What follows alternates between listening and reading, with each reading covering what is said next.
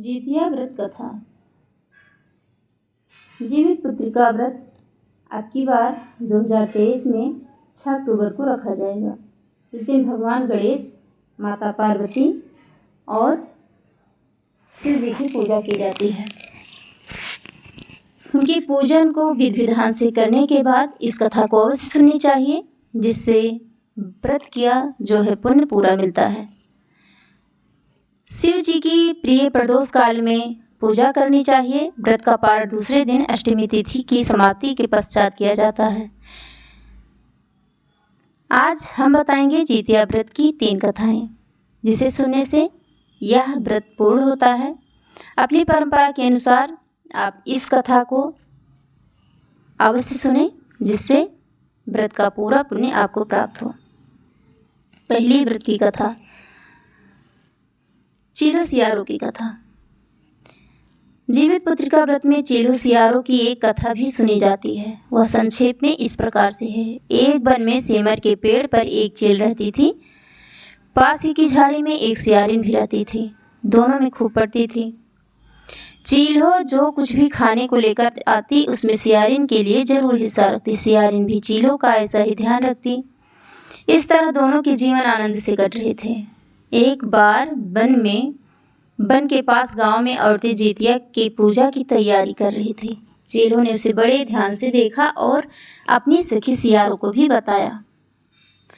फिर चीलो सियारो ने तय किया कि वे भी यह व्रत करेंगी। सियारो और चीलो ने जितिया का व्रत रखा। बड़ी निष्ठा और लगन से दोनों दिन भर भूखे प्यासे मंगल कामना करते व्रत में रमे रही। मगर रात होते ही सियारिन को भूख प्यास सताने लगी। जब बर्दाश्त ना हुआ तो जंगल में जाके उसने मांस और हड्डी पेट भर कर खाया।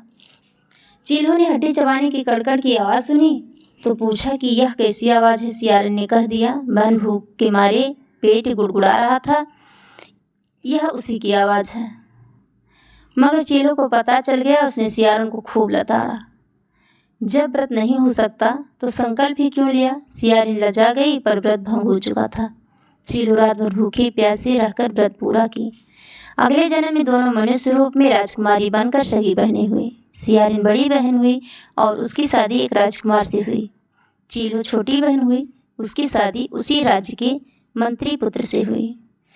बाद में दोनों राजा और मंत्री बने। सियारिन रानी के जो भी बच्चे होते वे मर जाते, जबकि चीलो के बच्चे स्वस्थ और हट्टे खट्टे रहते। इससे उसे जलन होती। उसने कभी उनको सर कटवा कर डिब्बे में बंद करा दिया, पर वह शीश मिठाई बन जाती और बच्चों का बाल तक बाका न होता। बार बार उसने अपनी बहन के बच्चों और उसके पति को मारने का प्रयास भी किया, पर सफल न हुई। आखिरकार दैव योग से उसे अपने भूल का आभास हो गया। उसने क्षमा मांगी और बहन के बताने पर जीवित पुत्री का व्रत विधि विधान से किया तो उसके पुत्र भी जीवित रहने लगे। यह थी पहली कथा। आप सुनते हैं जीवित पुत्री का व्रत की दूसरी कथा।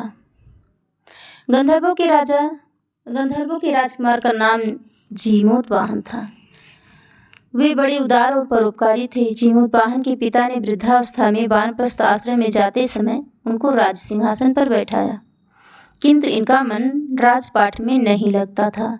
वह राज्य का भार अपने भाइयों पर छोड़कर स्वयं वन में पिता की सेवा करने चले गए। वन में ही जीमूतवाहन को मलयवती नामक राजकन्या से भेंट हुई और दोनों में प्रेम हो गया। एक दिन जब वन में भ्रमण करते हुए जीमूतवाहन काफी आगे चले गए, तब उन्हें एक वृद्धा विलाप करते हुए दिखी। उसने पूछने पर वृद्धा ने रोते हुए बताया, मैं नागवंश की स्त्री हूँ, मुझे एक ही पुत्र है।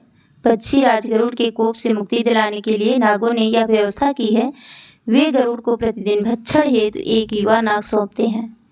आज मेरे पुत्र शंखचूड़ की बलि का दिन है। आज मेरे पुत्र के जीवन पर संकट है और थोड़ी देर ही में मैं पुत्र विहीन हो जाऊंगी। एक स्त्री के लिए इससे बड़ा दुख क्या होगा कि उसके जीते जी उसका पुत्र ना रहे। जीमूतवाहन को यह सुनकर बड़ा दुख हुआ। उन्होंने उस वृद्धा को आश्वस्त करते हुए कहा, डरो मत, मैं तुम्हारे पुत्र के प्राणों की रक्षा करूंगा। आज उसके स्थान पर स्वयं मैं अपने आप को उसके लाल कपड़े में ढककर बद्ध शिला पर लेटूंगा, ताकि गरुड़ मुझे खा जाए पर तुम्हारा पुत्र बच जाए।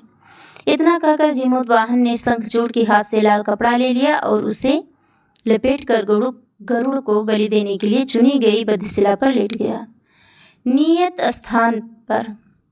नियत समय पर गरुड़ बड़े बेग से आए और वे लाल कपड़े में ढके जीमूतवाहन को पंजे में दबोचकर पहाड़ पर के शिखर पर ले गए। गरुड़ ने अपनी कठोर चोंच का प्रहार किया और जीमूतवाहन के शरीर में से मांस का बड़ा हिस्सा नोच लिया। इसकी पीड़ा से जीमूतवाहन की आंखों से आंसू बह निकले और वह दर्द से कराहने लगे। अपने पंजे में जकड़े प्राणी की आंखों में से आंसू और मुंह से कराह सुनकर गरुड़ बड़े आश्चर्य में पड़ गए, क्योंकि ऐसा पहले कभी न हुआ था। उन्होंने जीमूतवाहन से उनका परिचय पूछा। जीमूतवाहन ने सारा किस्सा कह सुनाया, कैसे एक स्त्री की पुत्र की रक्षा के लिए वह अपने प्राण देने आए हैं। आप मुझे खाकर भूख शांत करें। गरुड़ उनकी बहादुरी और दूसरे की प्राण रक्षा के लिए स्वयं का बलिदान देने की हिम्मत से बहुत प्रभावित हुए। उन्हें स्वयं पर पछतावा होने लगा। वह सोचने लगे कि यह एक मनुष्य है जो दूसरे के पुत्र की रक्षा के लिए स्वयं की बलि दे रहा है, और एक मैं हूँ जो देवों के संरक्षण में हूँ, किंतु दूसरों की संतान की बलि ले रहा हूँ। उन्होंने जीमूतवाहन को मुक्त कर दिया। गरुड़ ने कहा कि हे उत्तम मनुष्य, मैं तुम्हारी भावना और त्याग से प्रसन्न हूँ। मैंने तुम्हारे शरीर पर जो घाव दिए हैं उसे ठीक कर देता हूँ। तुम अपनी प्रसन्नता के लिए मुझसे कोई वरदान मांग लो। राजा जीमूतवाहन ने कहा कि हे पक्षीराज, आप तो सर्वसमर्थ हैं। यदि आप मुझसे प्रसन्न हैं और वरदान देना ही चाहते हैं तो आप सर्पों को अपना आहार बनाना छोड़ दें। आपने अब तक जितने भी प्राण लिए हैं उन्हें जीवन प्रदान करें। गरुड़ ने सबको जीवन दान दिया और नागों की बलि न लेने का वरदान भी दिया। इस प्रकार जीमूतवाहन के साहस से नाग जाति की रक्षा हुई। गरुड़ ने कहा, तुम्हारी ऐसी जैसी इच्छा वैसा ही होगा। राजा, जो स्त्री तुम्हारी इस बलिदान की कथा सुनेगी और विधि पूर्वक व्रत का पालन करेगी, उसकी संतान मृत्यु के मुख से भी निकल आएगी। तब से ही पुत्र की रक्षा हेतु जीमूतवाहन की पूजा की प्रथा शुरू हो गई। यह कथा कैलाश पर्वत पर भगवान शंकर ने माता पार्वती को सुनाई थी। जीवित पुत्रिका के दिन भगवान श्री गणेश, माता पार्वती और शिव जी की पूजा एवं ध्यान के बाद इस कथा को अवश्य सुननी चाहिए। जीवित पुत्रिका व्रत की तीसरी कथा। यह कथा महाभारत काल से जुड़ी हुई है। महाभारत युद्ध के बाद अपने पिता की मृत्यु के बाद अश्वत्थामा बहुत ही नाराज था और उसके अंदर बदले की आग तीव्र थी, जिस कारण उसने पांडवों के शिविर में घुसकर सोते हुए 5 लोगों को पांडव समझकर मार डाला। लेकिन वे सभी द्रौपदी की 5 संतानें थीं। उसके इस अपराध के कारण उसे अर्जुन ने बंदी बना लिया और उसकी दिव्य मणि छीन ली, जिसके फलस्वरूप अश्वत्थामा ने उत्तरा के अजन्मे संतान को गर्भ में मारने के लिए ब्रह्मास्त्र का उपयोग किया, जिसे निष्फल करना नामुमकिन था। उत्तरा की संतान का जन्म लेना आवश्यक थी, जिस कारण भगवान श्री कृष्ण ने अपने सभी पुण्यों का फल उत्तरा की अजन्मी संतान को देकर उसके गर्भ में ही पुनः जीवित किया। गर्भ में मरकर जीवित होने के कारण उनका नाम जीवित पुत्रिका पड़ा और आगे जाकर यही राजा परीक्षित हुए। तब से ही इस व्रत को किया जाता है और जो भी इस व्रत को करते हैं, व्रत की कथा को सुनते हैं, उनका व्रत पूर्ण होता है